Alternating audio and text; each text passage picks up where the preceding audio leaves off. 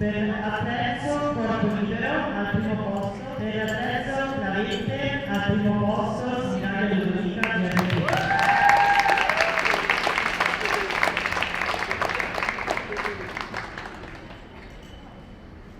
Che anche viene premiata da Pozzo Palla.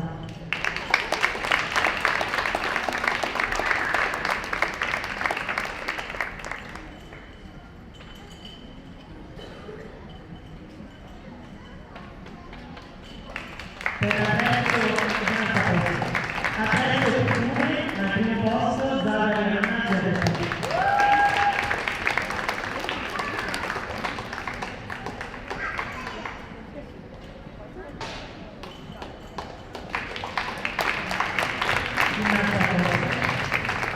Per l'attrezzo nastro al primo posto, Selmica Verena.